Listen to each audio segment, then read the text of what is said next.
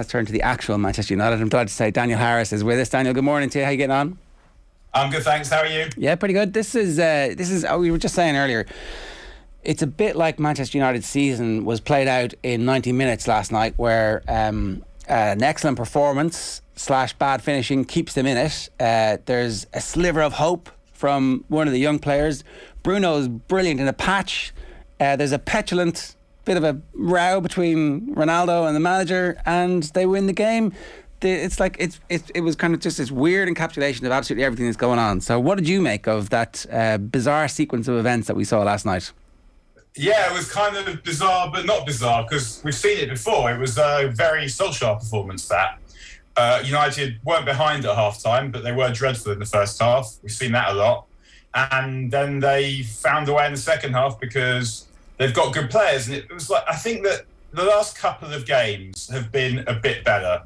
Apart from the first 20 minutes, half hour against Palace, United have been pretty much dreadful uniformly under Rangnick.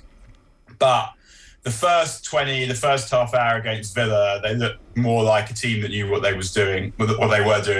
And last night they played pretty well in the second half. And again, it looked like they had some kind of plan about what to do. And the manager, in fairness, he got the team right. He made a difference at half time. He made a change that worked okay. So, and the same, obviously you've got to criticise the way they played in the first half. It's totally unacceptable and maybe the worst yet.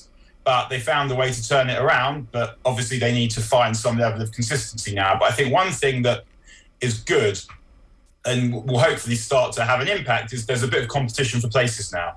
Under Ole, that wasn't really the case, but because he had his 11, it wasn't entirely his fault. He didn't want to change them because he didn't like the other players. Whereas now, Maguire's been dropped and he's not getting that place back until Lindelof makes a mistake. So Lindelof knows he's got to play well, and Maguire knows he's got to train properly, and if he gets in, he'll have to play well. And then there's also competition for places up front now because Elanga's come in and done well. There's no need to take him out.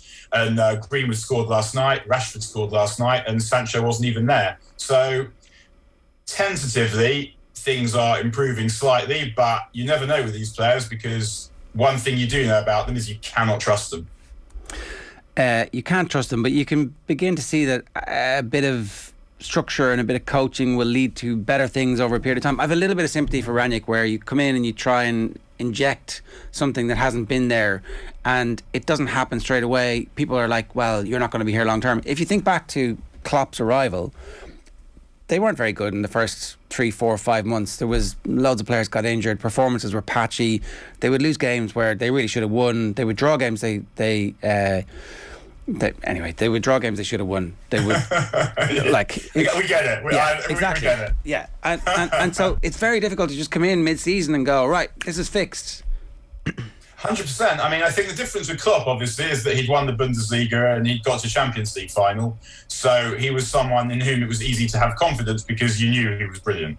Maybe you didn't know quite how brilliant, but if you'd paid any attention to football over the preceding years, you knew that he was a very special manager and a very special person. Rangnick's slightly different in that if United are as good as the best team he's ever managed, that won't be enough. And so he's done really well, but he's done really well with smaller clubs. And what he's done has been, he may have inspired a generation of German coaches with a particular style of football, but he's never imposed that style of football at the highest level, the very highest level. And Klopp had done that. And I think that's the difference. It's not possible to have total faith in Rangnick, even though he speaks really well. I think the way his inability to extract an immediate bounce was quite troubling, because you would expect United couldn't have been playing any worse under Ole than they were. And they stopped tossing goals in all over the place under Rangnick, which was a difference, but that was more or less the only difference. It didn't get much better otherwise, and that wasn't really what I was expecting. Not even any great faith in Rangnick, just that when you bring a new manager into that kind of mess, you would expect Neil Warnock to make it better, just by virtue of not being the old guy and just getting the players focused and concentrated again. And that didn't really happen. But slowly, as I said, the last couple of games have been better. And although Klopp's not a great example, because I also think Rangnick's got better players than Klopp had at the beginning, It doesn't necessarily have to happen immediately, and as long as there are signs of improvement, there'll always be hope. And I mean, I know he joked about it when he took the job, but I'm sure Rangnick fancies keeping this job. And if that's going to happen, he'll need to get a lot better quickly. And that actually leaves him in a bit of a quandary because, on the one hand, he's the guy who's meant to keep it warm, find the right next guy, and then be a consultant. So in theory, he should be able to plan for the future. Except if he wants his future to be actually the permanent manager, he needs to get results now. And I think there's perhaps a slight conflict between those two aspects. Rangnick and his in-game management has been interesting over the last little while. He said last night that it was the right decision to make the changes that he did, and I think he's given himself a bit of credit over the previous games as well. Is he right to be so generous to himself? Has it worked in a way that Solskjaer didn't manage to make it work in terms of making the correct subs within the game? I mean, Ole sometimes made it work, sometimes didn't make it work. And when you're not getting results, it always looks worse when you try something that doesn't come off. I thought Rangnick got it wrong against Villa, and he admitted that he didn't do anything to protect the lead that United had, really. He just changed the striker, but very late on. And if you see a team like United who mentally are quite weak ultimately, what happened against Villa was they stopped doing what they'd been doing during the game that had got them to 2-0. And perhaps they're not fit enough to press for 90 minutes. But if they're going to sit off, then Rangnick should know that the defence he has is not sufficiently reliable to expect to see out a 2-1 in particular against a team that you're basically allowing to pass into midfield every time, and the crowd are up and it's all going off. And I think he admitted that he got that wrong, because what he said last night was that he brought Maguire on for Ronaldo because if they're going to protect what they had, and he said he didn't do it in the last game.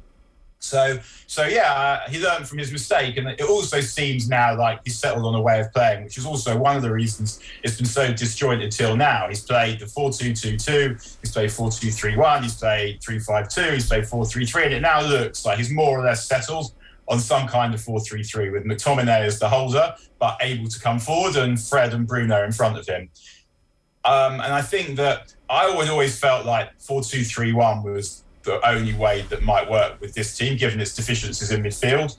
But there's not really a massive difference between 4-3-3 and 4-2-3-1, and this way seems to be working at the moment. It remains to be seen what happens when you play a quality team, a really good team, if you can get away without having two men in front of the back four, and Fred's so high. But if they can get the pressing right, then they can defend from the front, and that was the thing that they lost against Villa. They stopped defending from the front, but they also stopped defending in midfield and stopped defending in defence, and that was why they got caught in the way that they did. So last night was definitely an improvement, but you won't usually get away with conceding as many big chances in a half as they did in the first half. Ronaldo getting taken off is probably a little bit overblown, but Rangnick was talking about it afterwards and says he asked, "Why did you take me off?" I told him I have to make decisions in the interest of the team and the club. And then he said, when we scored a third, I said this exactly to him: "I know you're ambitious to score, but maybe in 2 years' time, when you are a head coach like me in the same position, you'll understand." Ronaldo in 2 years' time, the idea of him not playing is probably something that feels poisonous to Cristiano Ronaldo himself. Yeah, it's just I can't believe people are making a fuss about that. Ronaldo bitched when he got sent off 10 years ago. He's still the same person now. And most players don't like to be taken off. And I guess he feels he has the status to show that. Now, you either say, well, that's completely unacceptable, or you say, well, that's who this bloke is. He's got some credit in the bank. You know, it would be out the Champions League if it wasn't for him. And really, like, who cares? It was done and dusted in, 30 seconds. He showed his aggravation. It's an emotional game. He showed an emotional reaction. I can't believe we're talking about it, but to me, I saw it happen and I forgot about it until people started wailing about it subsequently, because it happens all the time. Well, it is, except it doesn't happen to Ronaldo all the time. It felt like it would have been unusual enough for Solskjaer to do it. I think maybe did it happen once over the course. Yeah, he left him out. He left him out against Everton. I think he'd taken him off as well. Did he take him off against Young Boys? I mean, I can't remember. I think he might have done. I guess the point is, I actually think it's not a bad thing that Rangnick is capable of doing this and then coming out afterwards and just having a conversation and kind of killing the thing. Whereas, do you remember there was the whole Ronaldo storm down the not the touchline, the tunnel, after because he doesn't respect, and it just felt a little bit like Rangnick is actually the boss. There's a grown-up in the room. He's a very Rangnick is honest, and he's a straight talker. I don't know. I mean, there have been stories that he's not particularly appealing to the players, but yeah, he seems to be quite honest about what he thinks about a game, what he thinks about what's going on. I mean, I'd be amazed if there was any bad feeling about that. And I found it quite odd that it was something that the media chose to focus on. I mean, I say that I'm part of the media. Well, it never occurred to me that would be something worth focusing on. You've just seen a really entertaining game of football, lots of stuff to talk about. And if we're talking about anyone losing their head, then we're talking about Thomas Frank totally losing the noggin, his noggin falling off and then booting it down the street. If that's really what we're going to talk about. I quite enjoyed that, I've got to say. I like that. Oh, it's tremendous. I mean, it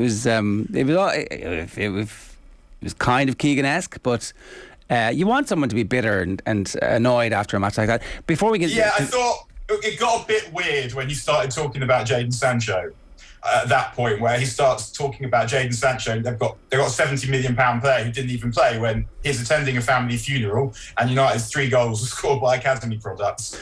That was a bit weird. We've got a quick minute. It was all the self-righteousness of it all was a bit odd, and not just because he's a 47-year-old man with curtains. I can see him being a manager of a top 4 club because of the self-righteousness. That will appeal, I think, to the oligarchs and the billionaires. One last point, Anthony Elanga, in 60 seconds for us here. What's the future? Because you've been talking about him on the show for a long time now, Daniel, and it's coming to fruition.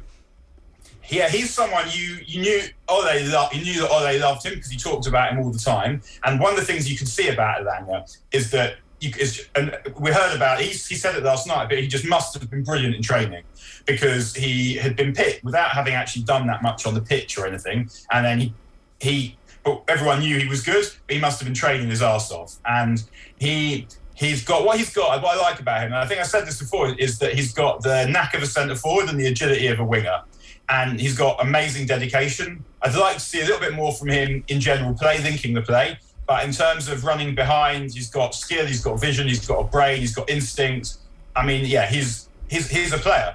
And he, as Rangnick said before he dropped him last night, I mean, I felt that he was going to play him against Villa, and I felt like he wouldn't drop him because he'd done enough to hang on to the shirt, and that remains the case. And that means that Marcus Rashford and Jadon Sancho have got to fight for their shirts, and Mason Greenwood's got to fight for his shirt because he knows that he's got 2 other quality players up his arse, and that's the kind of thing that you want and that you need in a team. I think at some point we might see, I don't think it'll be this season, see Greenwood move into the middle, and then you see a front 3, say Elanga, Greenwood, Sancho, or Rashford, and you've got those 4 to choose from, and you've got a lot of flexibility there. You've got athleticism, you've got intelligence, and you've got people who know that if they don't get paid, if they don't play well, they won't get picked. And Elanga's interview afterwards was really lovely as well, where he just spoke really honestly in a classic, also one of the greatest Jan Molby non-English English accents I've ever heard, and it was just extremely wholesome. He felt like someone who wants to be a professional footballer, and he understands what it takes to be a professional footballer, and he's going to do everything that it takes to be a professional footballer. And no player in the history of the world ever made it to the top on talent alone. Like, you have to abuse yourself in terms of how hard you're prepared to work. And I think that is a lesson for a lot of the other players in that team as well, because you look at Mason Greenwood, he's an amazing talent, but he plays like someone who's always been the best at every single level, has turned up in the Premier League and thought, oh, pretty good here as well. And Elanga is someone who also has that level of ability, maybe not quite the ability of Greenwood, but you can see that he's going to get everything out of it because he's going to work as hard as it's possible to work. Yeah. And that is something that should not be lost on any single player in that squad. No, and I'm sure that it won't be. Daniel, great stuff. Thanks a million. Have a good day, everyone. See you again, guys. Cheers. Bye. Take care. That's Daniel Harris there, who's off to take over the Guardian live blog on the Australian Open. Jonathan, who says the media expose themselves for who they are, blowing up this non-situation between Ronaldo and Ralf. Ralf explained it at the press conference, and he was asked about it 3 times afterwards. I mean, the most famous footballer in the world, the most followed human being on social media, having a little petulance drop becomes an issue, right? But actually, I thought Rangnick dealt with it quite well. I thought it was very interesting. Like, I wouldn't have expected say Maurizio Pochettino when he takes Lionel Messi off at the start of the season to turn around to him and say, you'll understand in a couple of years when you're a head coach. Like, I mean, it's quite paternalistic, but it's also kind of funny. Well, it is, and I'm not sure that's necessarily going to work. But he is definitely the boss, right? And that's all that needs to happen, is there someone needs to be the boss. Yeah, like, I think, I mean, maybe asking 3 times is a bit much, but it's absolutely something you ask about in the press conference afterwards. But everybody has to do their own. They want their voice on the question, so that when they clip it for social later on, it sounds like, I'm the one who asked the question. Yes. And also, you know that he gets more and more annoyed and gives a slightly different answer each time. That's how that works. David says, Ralph isn't a spoofer, but he is being asked to clear out the squad, but maintain the squad value, find a new manager and get a top 4 position. It's an impossible job. It may well be an impossible job. And Neil says, a lot of Spurs fans left before the 93rd minute. You would be sickened. I mean, I don't know what my UK geography is. My English geography is terrible. So is it 2.5 hours, 2 hours from Leicester to London? I don't know. You also don't know the train times. It's another thing that you're... I don't, and as far as I know... there are no trains. Exactly. The trains have been gutted by the Tories over the last 3 decades. They've, maybe for nights like this. It's always been a thing, isn't it? Every away day is just tainted by lack of trains. Just something that we just don't have our finger on the pulse in that front over here. But I'm sure let's not give them a break. I mean, it's an absolute disgrace that they left it at 2-1. We gutted our trains in the 1930s. Yeah, we don't want those. Who wants trams? What's the point of these things? They're old and anachronistic. Let's concrete over them. Don't say that to anyone from Donegal. Obviously, there was nothing to gut. There was. Oh, there was. Donegal got cut. Sorry, and then they had loads of trains. Okay, sorry. He was like, no, we don't need these. Let's it's the modern day. Let's put some tarmac over it. It's the same in parts of the west as well, where there's all these rundown train tracks that just aren't used anymore. It's a bit of a shame.